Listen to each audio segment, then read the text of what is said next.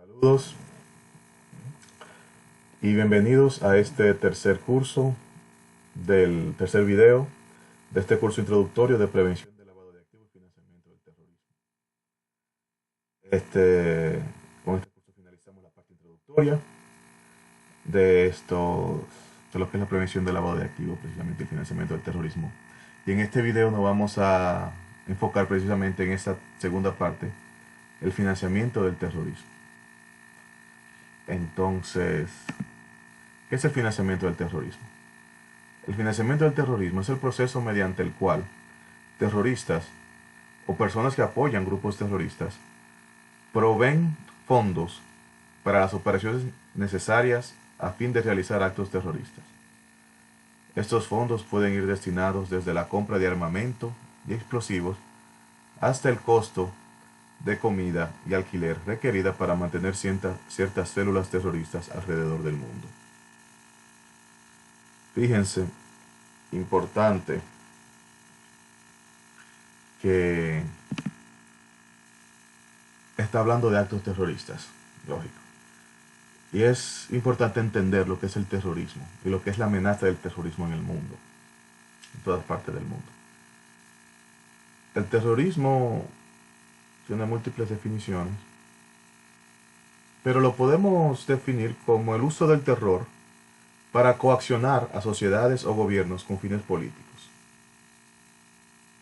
Fíjense, es el uso del terror, pero con fines políticos.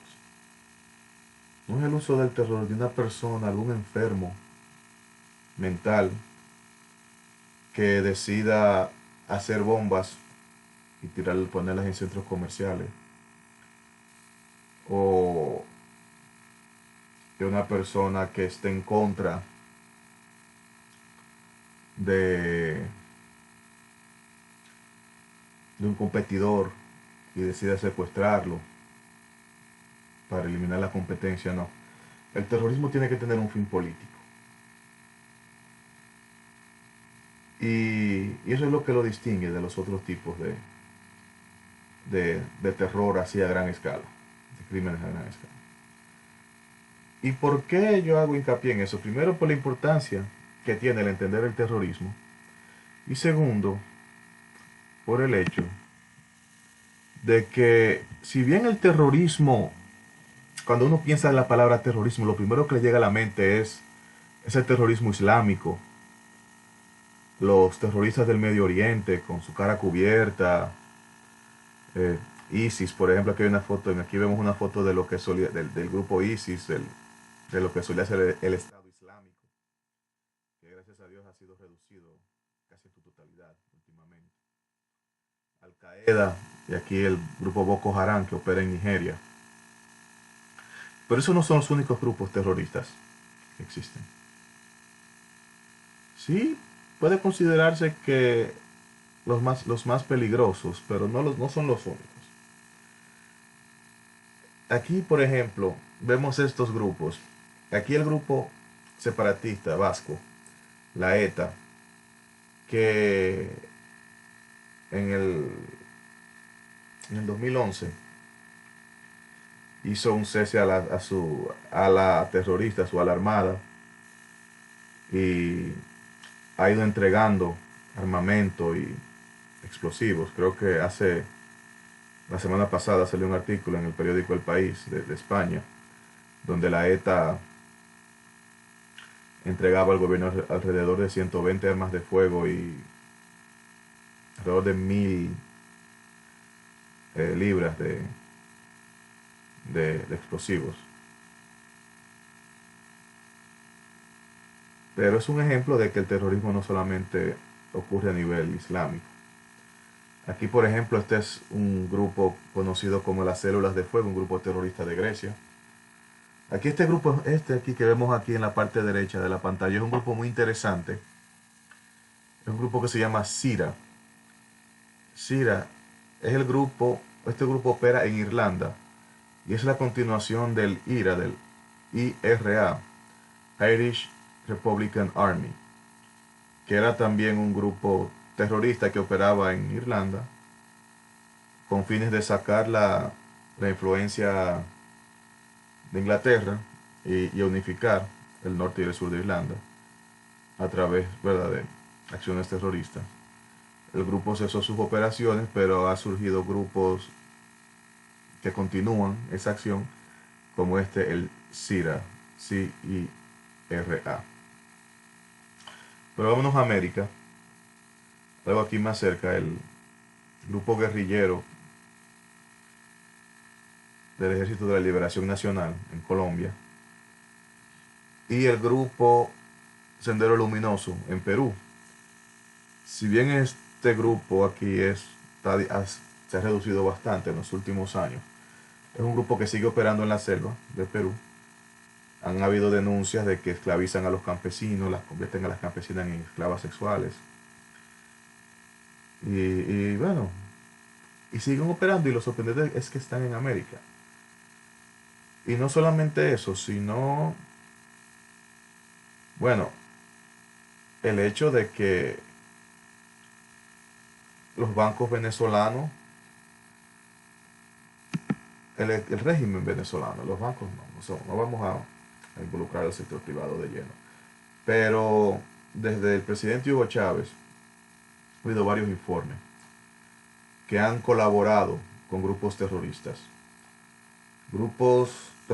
y países del Medio Oriente que apoyan el terrorismo y por ende son susceptibles a sanciones de parte de otros países. Se les permitió utilizar los bancos de Venezuela como una forma de evadir esas sanciones. Y ha cooperado grandemente. Se han visto casos donde funcionarios de Venezuela le han emitido pasaportes o documentos de identificación a miembros de grupos terroristas extranjeros del Medio Oriente que luego se han transportado a Venezuela y han seguido sus funciones desde Venezuela. Y eso es algo que es importante de tomar en cuenta, porque, y esto sin ánimo de hablar mal contra ningún país, pero es una realidad.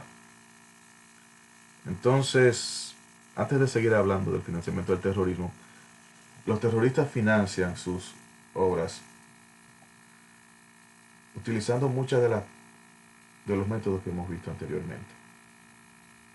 Por ejemplo, el método de transferencia electrónica. Otro método que utilizan mucho para financiar sus actos es los métodos de obras de caridad.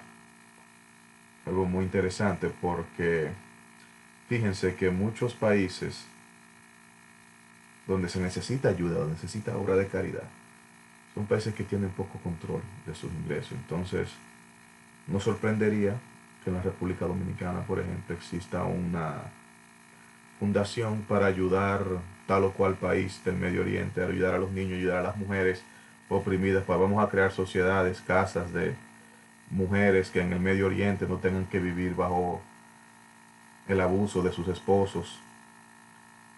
Entonces sería totalmente normal que el dinero que recaude esa obra de caridad, que no necesariamente la recauda del público, puede que la recaude de las personas que ya saben para qué eso está destinado,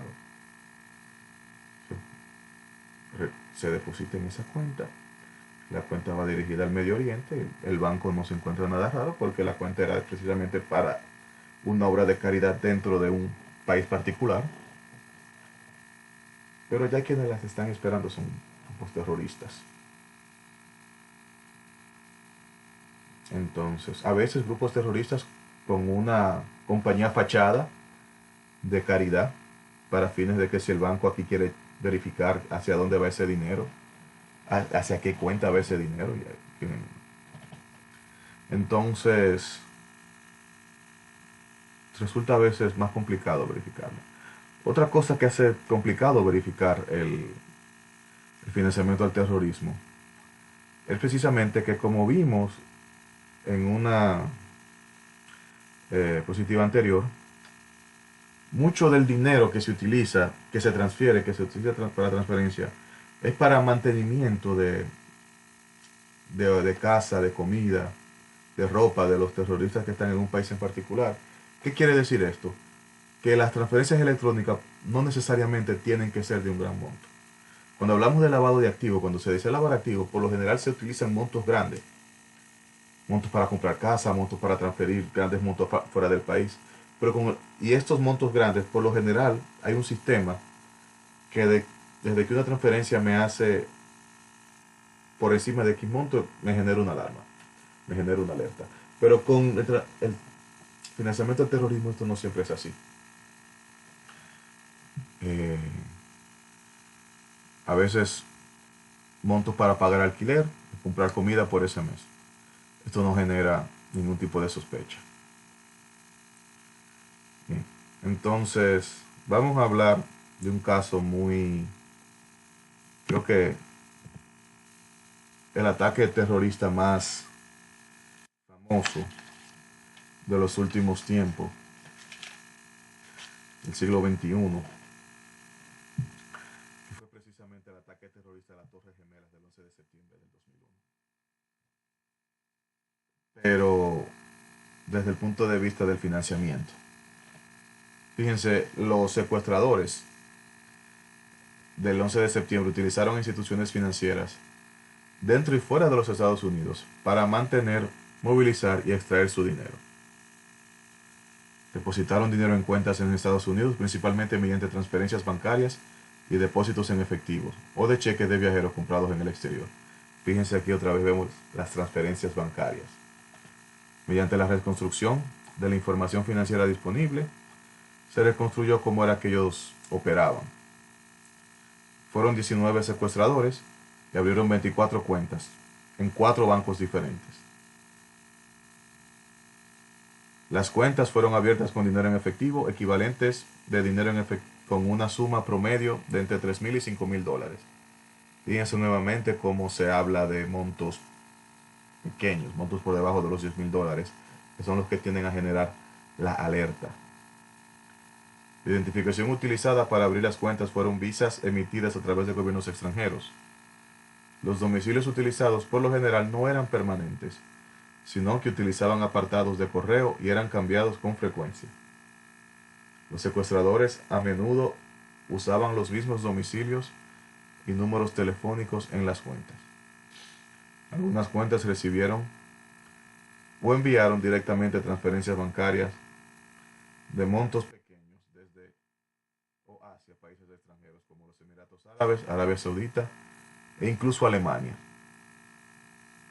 La financiación de la cuenta se hacía en efectivo y por transferencia bancaria del exterior. Y las transacciones de cajeros automáticos se realizaron con más de un secuestrador presente, creando así una serie de transacciones que incluían a varios secuestradores en el mismo cajero electrónico.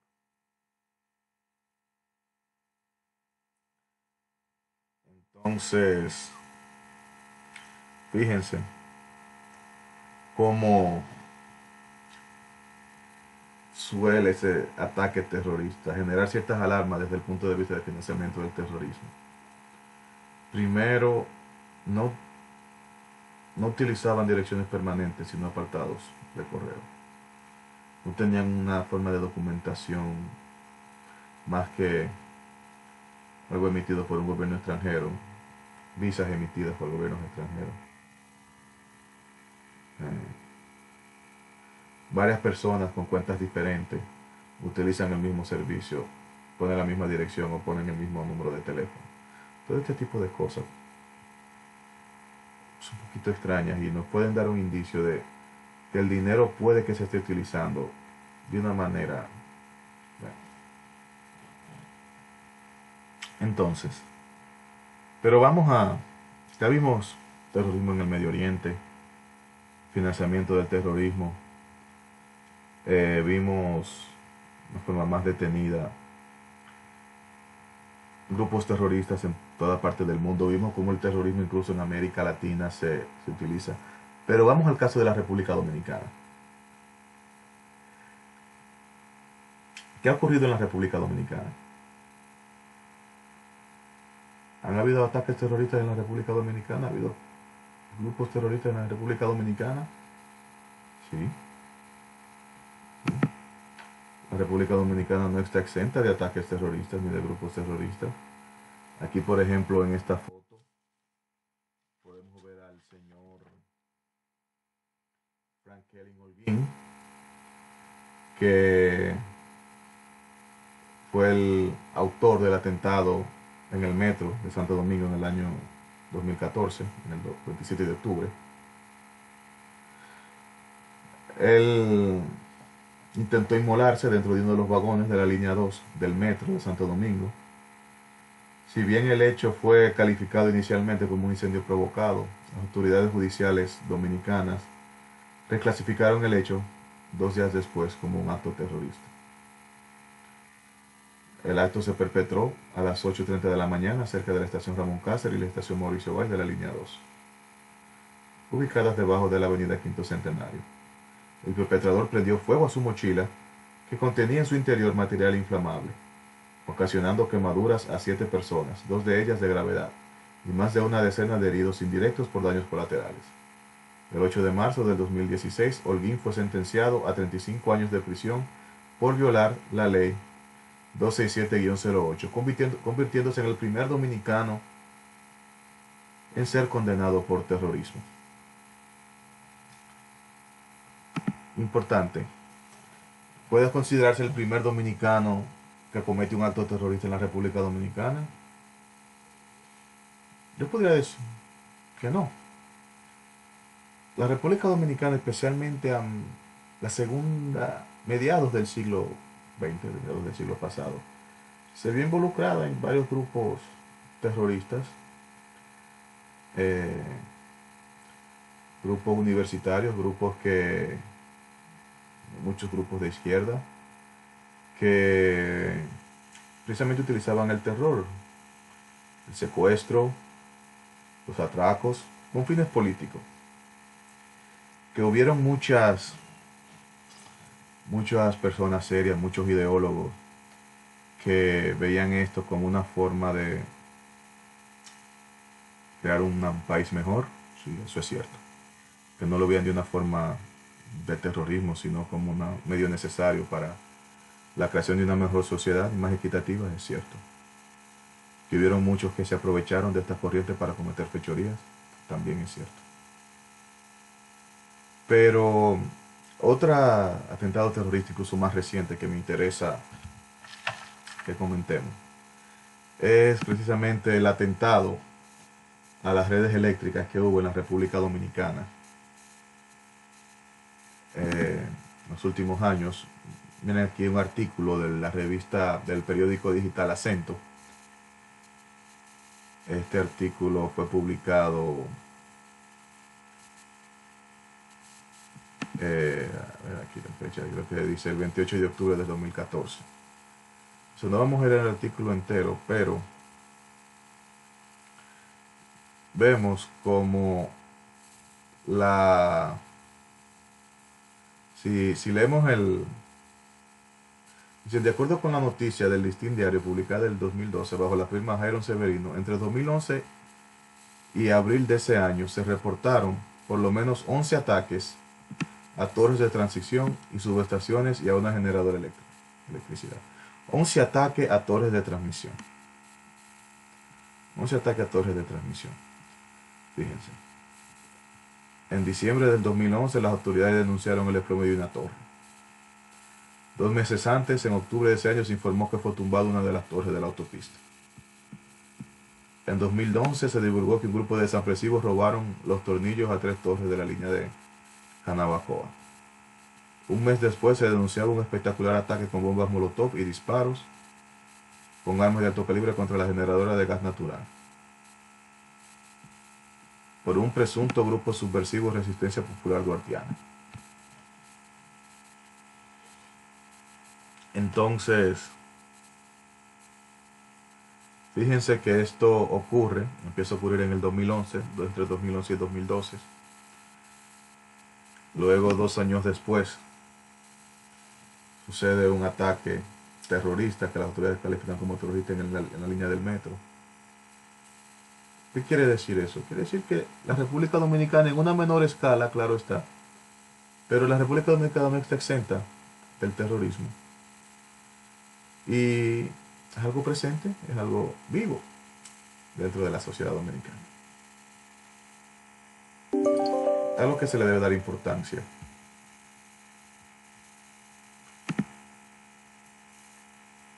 Ok.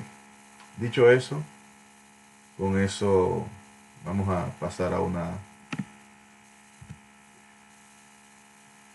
diferencias y similitudes entre el financiamiento del terrorismo, el financiamiento del terrorismo y el lavado de activos. Primero, la motivación. La motivación en el lavado de activos es una motivación de enriquecimiento. No busca vender actos ilícitos para hacerse rico.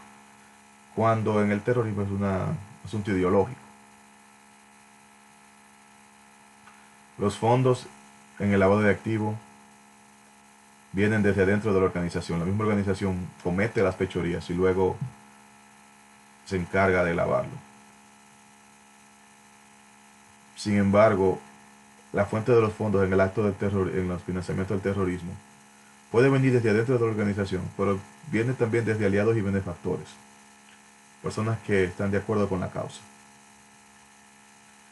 Los montos, como hablamos, los montos en el lavado de activos tienden a ser grandes montos involucrados, grandes montos de transacciones, grandes montos en compra, cuando en el financiamiento del terrorismo tienden a ser pequeños para comprar boletos de aviones, pago de alquiler, alimentos, etcétera, haciendo muchas veces más difícil de encontrar. Alertas de detención. Bueno, una de las principales alertas de detención en el financiamiento del terrorismo es las operaciones sospechosas. Y en el lavado de activos son las operaciones sospechosas, que no van acorde con el perfil del cliente. O precisamente con la cantidad de dinero que genera el negocio del cliente. Canales de operación en el lavado de activos. Mayormente ese es el sistema financiero formal. Y en el financiamiento del terrorismo es el sistema financiero informal. Bien, dicho esto, usamos esta pregunta. Entre las diferencias que presentan el lavado de activos y el financiamiento del terrorismo se encuentran: A. En el financiamiento del terrorismo, el dinero puede provenir de una actividad delictiva como de una actividad legal, mientras que en el lavado de activos el dinero siempre proviene de una actividad ilegal. B. El fondo del financiamiento del terrorismo es ideológico, mientras que el fondo del lavado de activos es lucrativo. C. Las transacciones para el lavado de activos tienden a ser complejas, mientras que para el financiamiento del terrorismo son más simples. D. En el lavado de activos se busca borrar el origen de los fondos, mientras que en el financiamiento del terrorismo la estratificación del rastro del origen de los fondos no es importante. O sea, pensar un rato en esas preguntas para ver la respuesta.